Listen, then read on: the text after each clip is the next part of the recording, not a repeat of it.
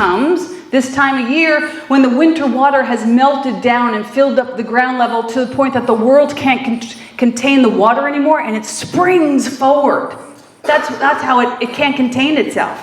And this is the truth for laughter. You know, it can't be contained. You ever try and contain a laughter like in a funeral parlor or in church? And you're like, you know, it can't contain itself. It has to bubble forth like a spring. This is love too. So spring is a season that can't contain itself. It bursts out and falls all over itself, and it's very messy, and it's very fertile, and it's gorgeous, and it's sloppy, and it's green, and it's flush, and it's unwilling to hide its magnificence, and it shows all of its cards, and it's ridiculous how naive and how reckless spring can be. You know? And we think, to be like that, you know, to spring like that, to catch spring fever.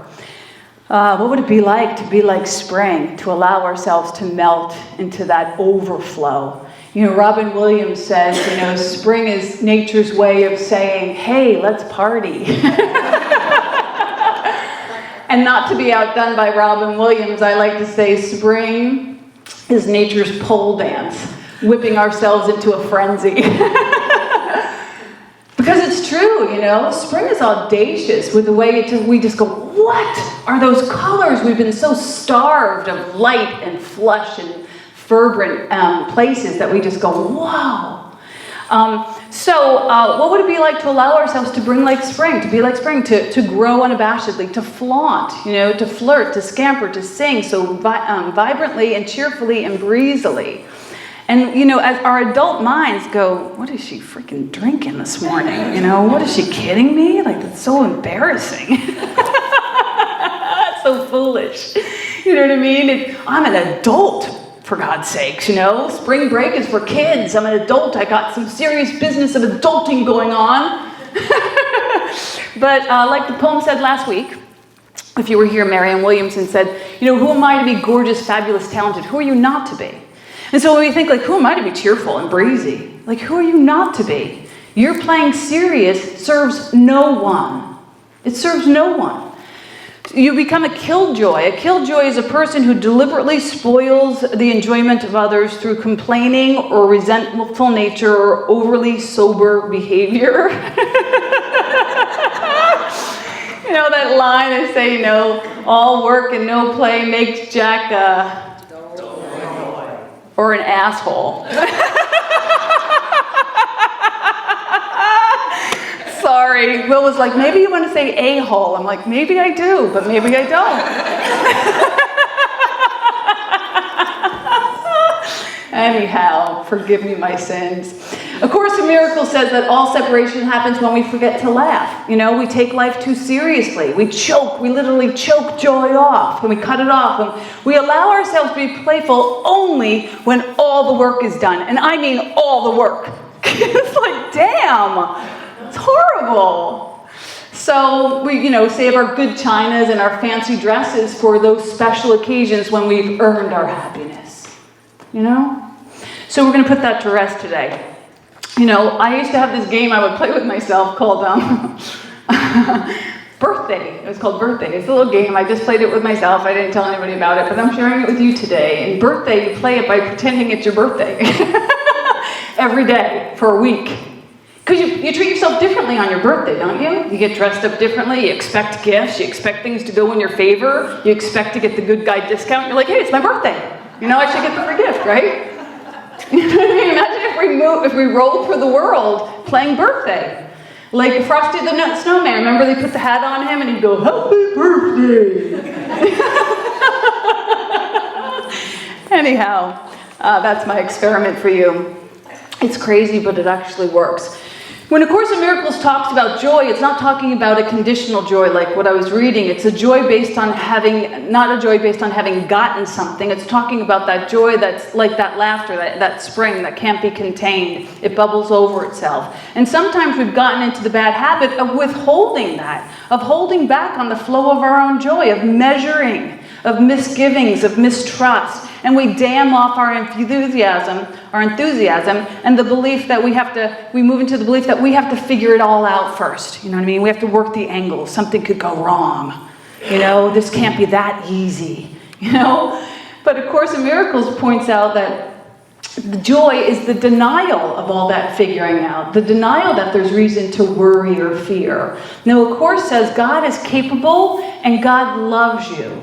If you believe those two things, that God is capable and God is in love with you, you would have, impeccable happiness. If you believe those two things, that God loves you and God is capable. That this is the day the Lord has made for us to rejoice and be glad. But instead of rejoicing, we've taken up, this alternative program of adulting and rejecting and manipulating and navigating and speculating and agitating. And we could name a few more things that we've become masters in. So, sounds like a shitstorm to me. So, we've turned the Garden of Eden into hell. This is supposed to be the Garden of Eden. This is supposed to be a playground. We've gone too far into, I'm not saying you're not going to show up and, do your share, but do it in joy or don't do it. Do it in joy or don't do it.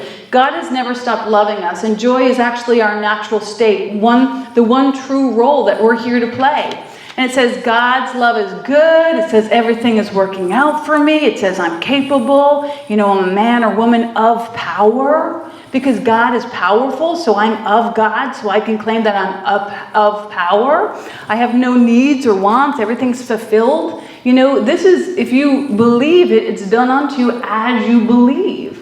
And the only way, the one that will get in your own way is you and your limited version of your God. And if your life is in a shitstorm, I'm cursing so much today, I'm sorry. Get a bigger God. Get a bigger God. If your life is looking cracked and broken. Lean into that bigger God and she will embrace you and provide for you everything you need, even in your dark hour, even in your rough moments. So we have gotten things backwards here. We even make something as simple as happiness hard. We go, no, you don't understand, it's hard to be happy. It's the dumbest thing I've ever heard. It's hard to be happy. That's heresy. We have been given great investment in believing that joy comes from external shifts, that we have to change the chairs around on the Titanic before we become happy. I'll be happy when A, B, or C happens. Until then, I'm holding off my happiness. And the Course tells us that all real pleasure comes from doing God's will. And that sounds kind of scary, because who wants to do God's will? What the heck is God's will? That's scary. God's going to have us out in the desert, walking around in nun shoes.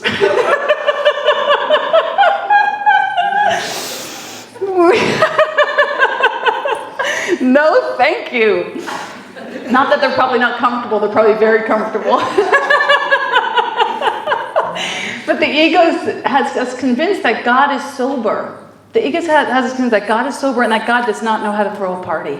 But God is the author of spring. So I think that God knows what God is doing in regards to party throwing. So we got to trust that God knows what it's doing and that God is invested in your pleasure and in your happiness. That God is actually invested in that. And that pleasure comes with no hangover and no sacrifice. That's a big one.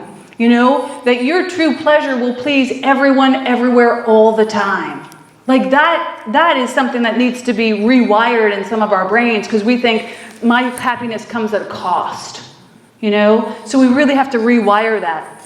And if you don't know what the will of God is for you, the great news is that we each have an internal compass, and we can turn within and say, God, where would you have me go? What would you have me do? What would you have me say?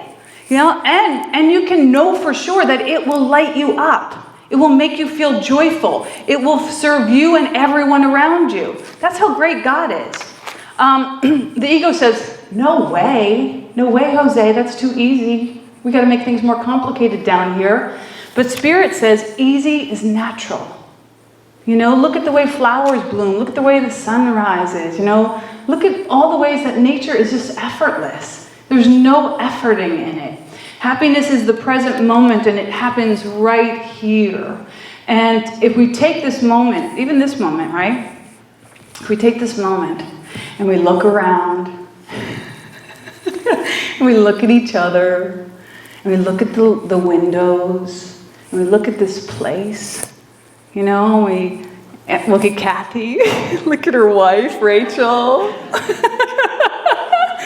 And all of a sudden we get anchored into like a present happiness. And what do we need to do that? Nothing. Thank you. Nothing. All we had to do was pay attention. You know? So, but our fear, you know, comes from pulling that into this present moment and not being here with each other. You know, when I say this is the day the Lord has made for us to rejoice and be glad and your good is at hand, that means we don't have to even reach for it. It's like right here.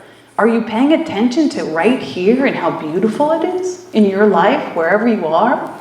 So this is the present moment where happiness lives.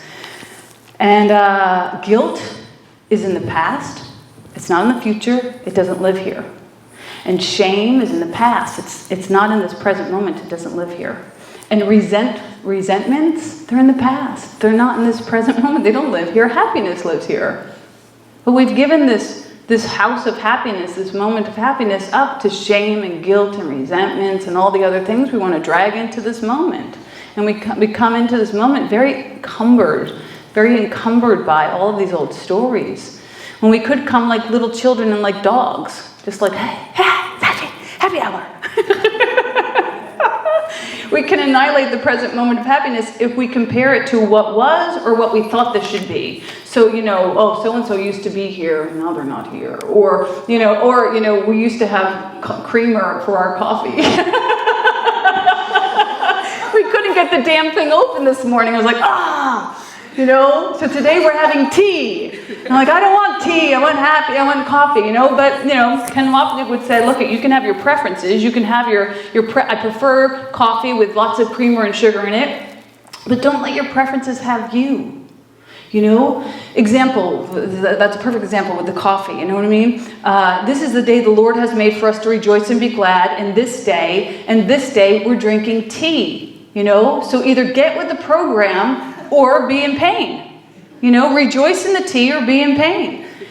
Byron Katie says, love what is. You know, love what is. And so we project things onto this moment, and we're loving what was or what should have been.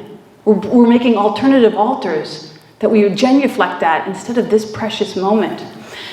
So enjoy this day. Don't compare it to yesterday. Don't compare it to tomorrow. When you compare it to yesterday or tomorrow, you murder this moment. And this is the most precious gift that you have. It's the present.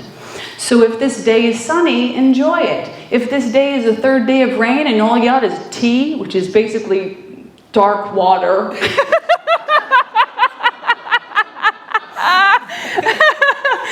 rejoice in it. You know, because you might become a great tea lover. Who knows? Anything's possible. Joy opens you up to miracles, you know. Joy needs no protection. It actually protects you. Joy protects you. Fear makes you vulnerable, and joy makes you invincible. On stage, when you're an actress or a performer and you're in fear, you are going to choke off a performance that's going to make everyone feel uncomfortable. If you're in joy, you're going to deliver something where everyone goes, oh my God, that looked like so much fun. And they'll lean in and you'll steal the show. You know, that's what joy does.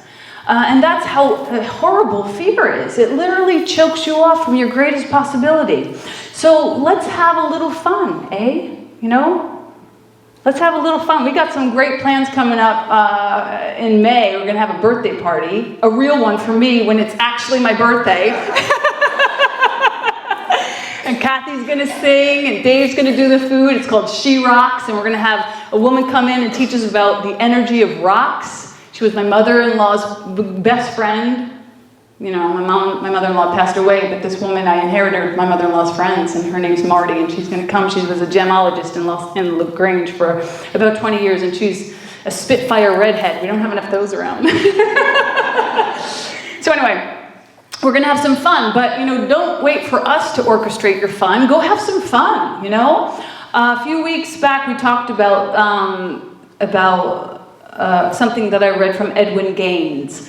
And Sally Ann got on the call 2 days ago, and Edwin Gaines is a woman who teaches about prosperity, and she was talking about, tithing. But there's this other lesson that she gives us, which is the 21 days of no complaining.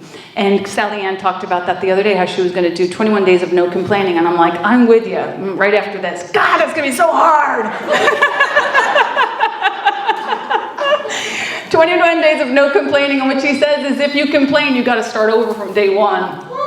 Yeah, I know. So this could be a year project. She says, complaining is expressing dissatisfaction or annoyance about the state of affairs or events.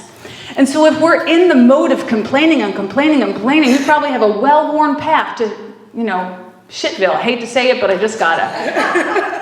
But if you want to retrain your brain to a higher vibration, you got to pour in the constructive opposite. What's the constructive opposite of complaining? Complimenting. Complimenting means a polite expression of praise or admiration. So that would be pouring in the constructive opposite. Do not think for a moment that it doesn't matter, that your voice doesn't matter. Do not think that I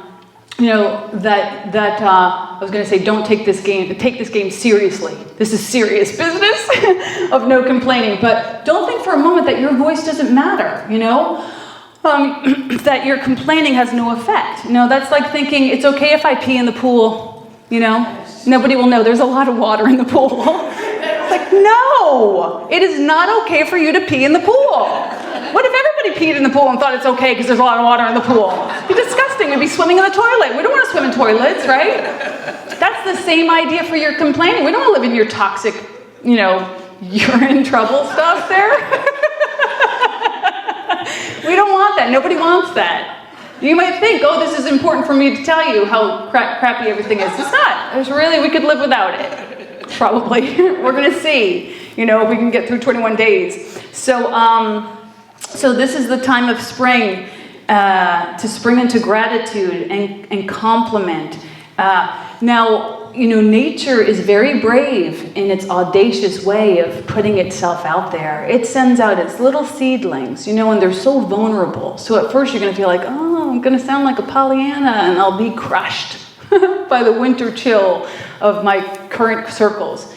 And maybe you will, and maybe it's time to get new circles. That's all I got to say about that. 21 days of choosing again, it doesn't mean that you can't have a negative thought. It just means that you're going to choose not to give it breath, not to give it airtime, not to give it energy. You're going to take responsibility for your own joy. If you're not seeing a happy world, change the channel. And guess what? You're the channel. So you got to change your mind. Most of your complaints may be based on unmet expectations, like the no coffee situation, not to bring it up again. So let's let go of your little expectations and pretend it's your birthday and that God's throwing you a surprise party. And that's why it looks differently than what you had hoped for or expected, because it's a surprise party. You're not supposed to know about it. And the surprise is there's going to be tea. Surprise! Kids love surprise parties. You know who hates surprise parties? Adults. Hate them. Do not throw me a surprise party. But Jesus said, be like little children. And that's what he was talking about. He was like, he was saying, just come open to the experience. Just expect your greater good. Don't have expectations before you come into this moment of happiness. God's throwing you a surprise party to rejoice and be glad in. And spring is filled. This is the time of surprises. Every time you walk out the door, you're going to go, oh my God, if you're really paying attention. God is throwing us a surprise party out there. We got to show up to it. Life is messy and new and playful and sloppy and surprising. This we can expect. This is just how it is. This is the game board of life. But for 21 days, we're going to love that anyhow. We're going to love it in all of the interesting disguises that it shows up in. And we're going to try our best not to complain, but to compliment and make a joyful noise and spring into love. And that's the word. The word and all the bad words, too. Thanks for for watching. If you want more tips and tools on how to be a spiritual vixen, go on over to my website, MaureenMuldoon.com, and you can sign up for my love notes. Until then, I'm Maureen Muldoon, the spiritual vixen, reminding you to love more, fear less, and don't forget to laugh.